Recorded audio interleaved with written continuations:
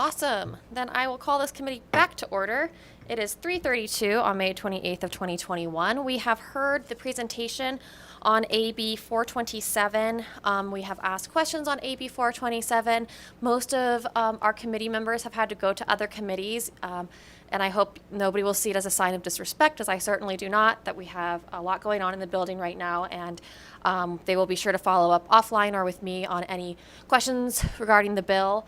I think there was one issue that we did want to clarify on the record, and I'm going to ask Mr. Anthony to do that.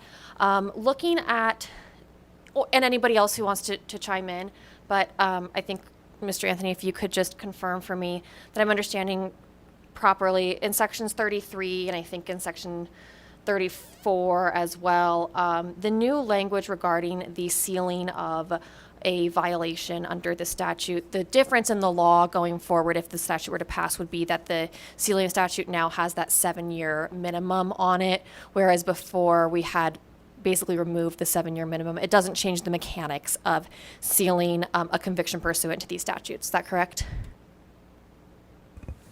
That is correct, Chair. You're absolutely correct. For violations of 200.485, which is domestic violence, and then the two provisions there in 44C relating to driving under the influence, this new language in the bill would just clarify that for the period of 7 years, they cannot be sealed.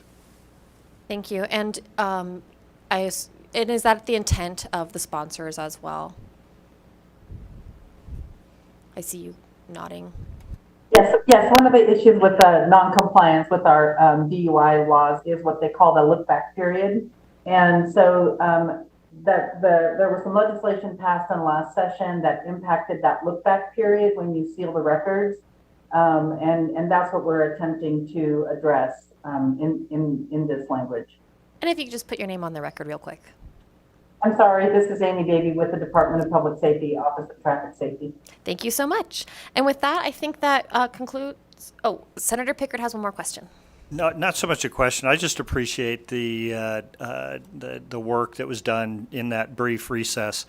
Because again, I'm just concerned. I want to make sure that when we're trying to protect children in these cases, that we're not making it harder to get the facts in front of the family court. So with that, I appreciate the effort, and I think I'm comfortable. Thank you. Thank you. I think that concludes all of our questions. So I will close the hearing. I'm not closing the hearing. I'm done with the presentation on AB 427. We'll go to testimony and support. I don't see anybody in the room to give support testimony, so we will go to the phones, please. I think we have Mr. Kyle again, as usual. Yes, and thank you so much, Chair Scheibel. It is me. To testify in support on Assembly Bill 427, please press *9 now to take your place in the queue. Once again, to testify in support on Assembly Bill 427, please press *9 now to take your place in the queue.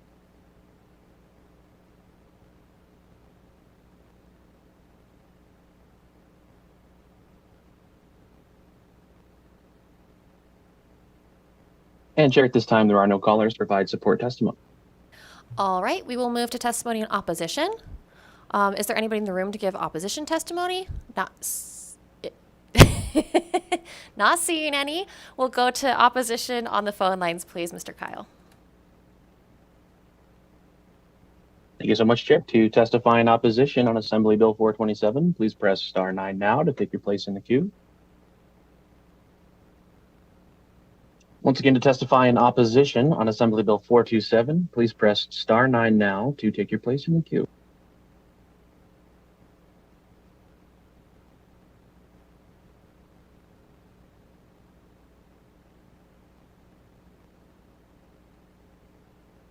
And Chair, at this time, there are no callers to provide opposition testimony.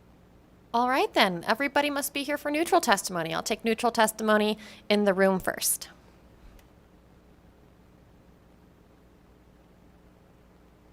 Good afternoon, Chair Scheibel and members or member of the Senate Judiciary Committee. This is Kendra Birchie with the Washoe County Public Defender's Office.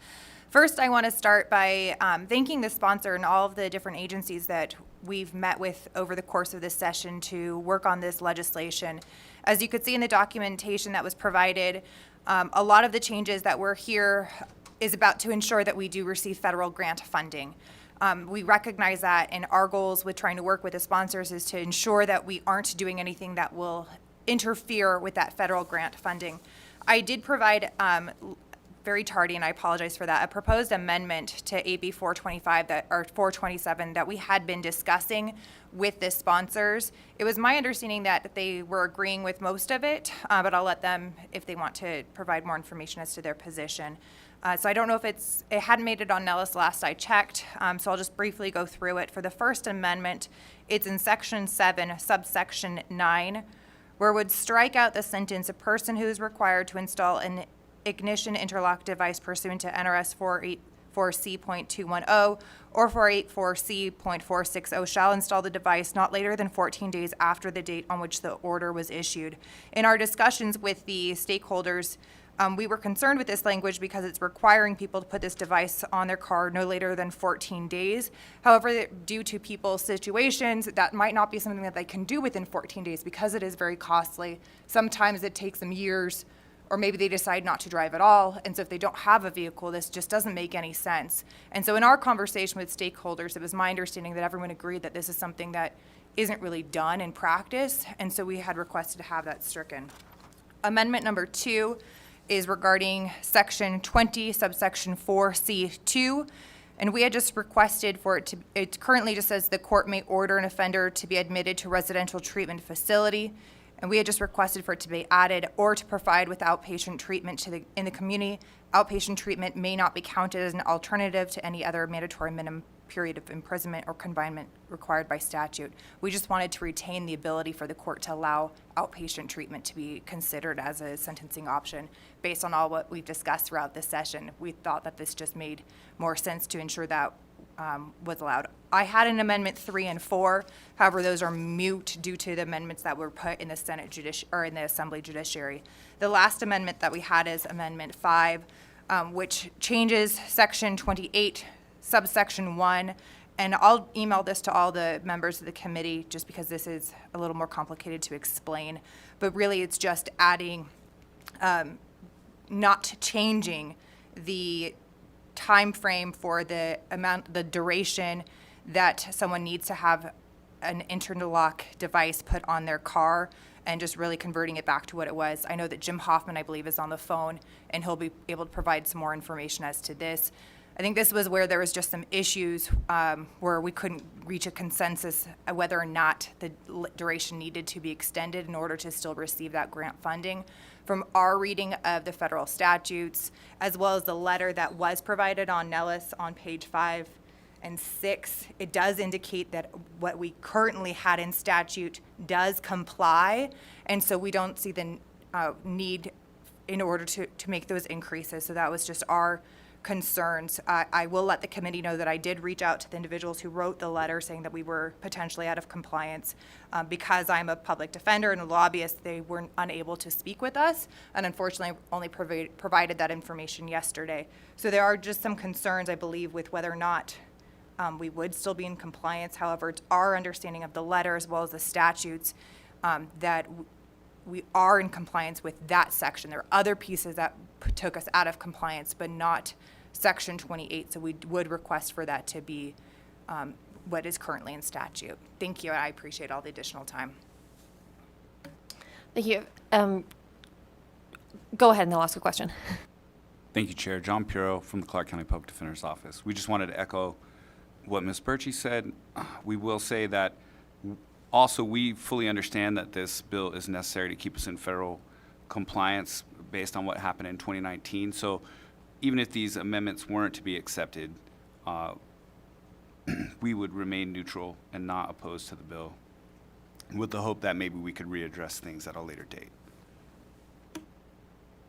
Thank you. So the way that I'm reading this, and I just want to confirm that we're reading this the same, is that the current statute says that for the first conviction, you have to have the interlock device for 185 days. After that, it's sometime between 1 year and 3 years. That's the current law. And that the changes proposed here would keep the first conviction at 185 days with the interlock device. But the new version would say for the second violation, it's 1 year, and for a subsequent violation, it's 3 years. So we were going from the 1 to 3 window to 1 for second violations and 3 for subsequent violations? Is that what you're looking at? Kendra Birchie for the record. So with the bill, it is increasing the durations, the required durations, which we believe is not necessary according to the federal statute. So what we are hoping to do is in subsection 28, subsection 1 of changing it back to our current statute. So for a first or second violation, it would be for a period of 185 days. And then for a subsequent, that's when it increases. Okay. I thought that the current law was on the second offense that you already bumped up to that 1 year to 3 year range. This would actually lower it for first offenders, but raise it for lower it for second time offenders, but raise it for third time offenders and beyond. Or maybe I'm misreading. Kendra Birchie for the record.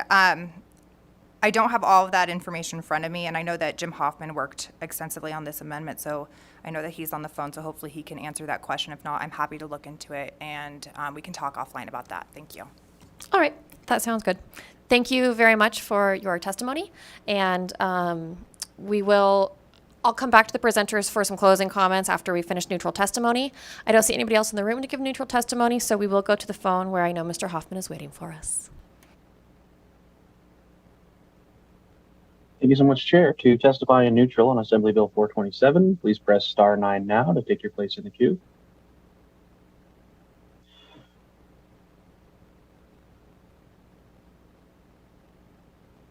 Caller, please slowly state and spell your name for the record. You'll have 2 minutes and may begin. Hi, Jim Hoffman, representing Nevada Attorneys for Criminal Justice. I want to start by thanking Ms. Davey and the other proponents of the bill for having extensive discussions with us on this. I think we mostly agreed. There's just some minor stuff. I would also echo what Ms. Birchie and Mr. Pirro said.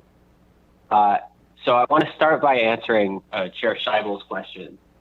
So if you look at the existing NRS 484C.460, which this is amending, subsection 1A, it says, except as otherwise provided in paragraph B, violation of paragraph A, B, or C of subsection 1, paragraph B of subsection 2 of the NRS that is punishable pursuant to paragraph A or B of subsection 1. So A is that last A that I said, that's the first offense, and then that last B that I said, that's the second offense. So first or second offense DUI is currently 185 days. And then if paragraph B, 1B, that's the felony, that's the third offense, and that's 12 to 36 months. So what we're saying is we should keep those durations. We should keep the second offense at 185, keep the third offense at 12 to 36 months. And like Ms. Birchie said, that's based on our reading of that letter that basically this was part of the statutory scheme before AB 316. And then AB 316 is the reason we got knocked out of compliance and we lost access to this money. But AB 316 didn't change this. So we don't need to change it again to fix the problem. Other parts of the bill fix the problem. The other point I would make, the other thing that this amendment does is that in the existing language, you don't have to have an interlock device if you're convicted of a DUI that doesn't involve alcohol. And the reason for that is that interlocks only pick up alcohol on your breath. If you're high from marijuana or high from prescription painkillers, the interlock can't detect that. So it doesn't do anything. It doesn't serve any purpose. And what the bill would do is it would change it so that even people who have convictions for marijuana DUIs or pill DUIs would have to install interlock devices. We oppose that. We don't think that's necessary. That doesn't do anything to help public safety. It just provides a burden on people. And so when we talked to DPS about it, they were concerned that that was required to get the federal grant. But we researched that, and what we found out is that there are states that don't require interlock devices for non-alcohol DUIs. but they still get the grants. So Arizona, Arkansas, and New York all have the same kind of provision that Nevada currently has, and they get these grants. So again, I would just close by saying that, we support the changes that are necessary for Nevada to get these grants. We don't want to stand in the way of those, but we don't think that these specific changes are necessary. And so we would ask the committee to make those changes, and I would like to thank you for your indulgence.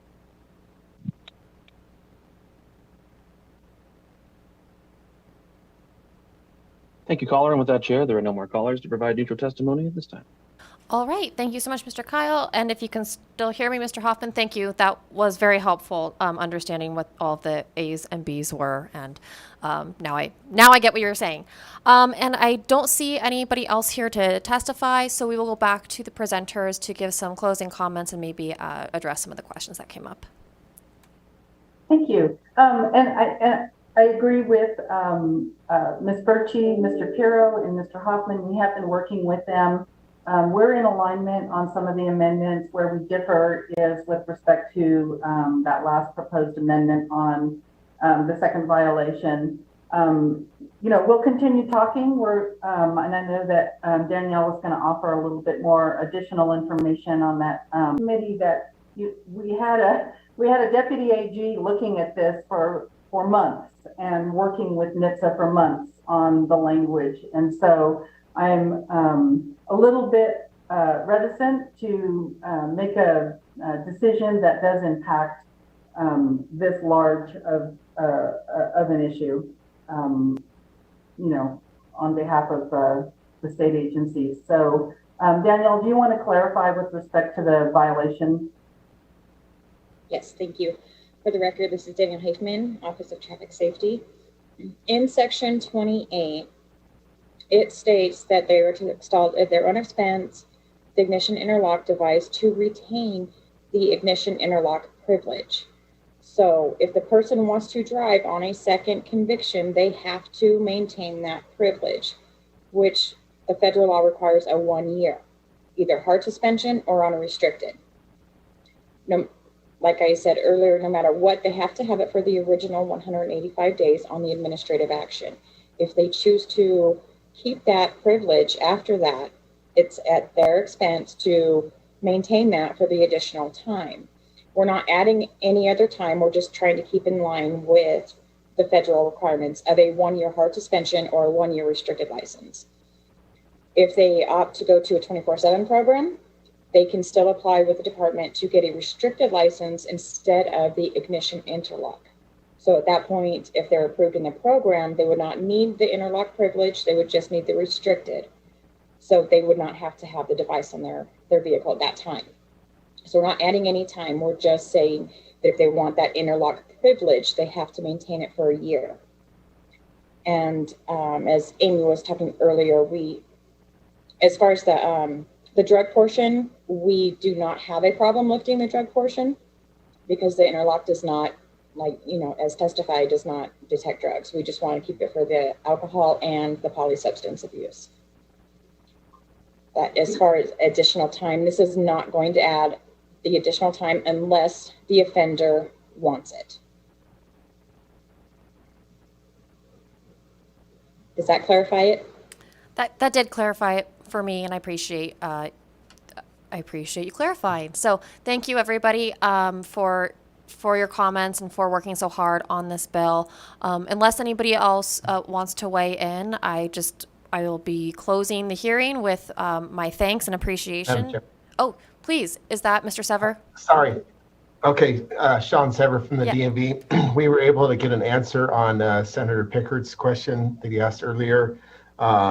We got a hold of our administrative law judge, and he said the changes in this bill will not change the plea or hearing process. In fact, we changed some of the language in the bill to hopefully improve the process. So I texted that to the senator. I just wanted to get that on the record. Thank you. Thank you so much. All right, then. That brings us to the conclusion of AB 427. I will now close the hearing. The only thing left on our agenda today is public comment. I don't see anybody in the room to give public comment, so we'll go to broadcast, please. Thank you so much, Chair Scheibel. The phone lines are open and working. However, there are no callers to provide public comment at this time. All right, then. We are meeting again tomorrow. The plan is for sometime around 1 o'clock. Of course, that is subject to the changing tides of the legislature and the floor session, and we'll try to keep in good touch with you. With that, we are adjourned.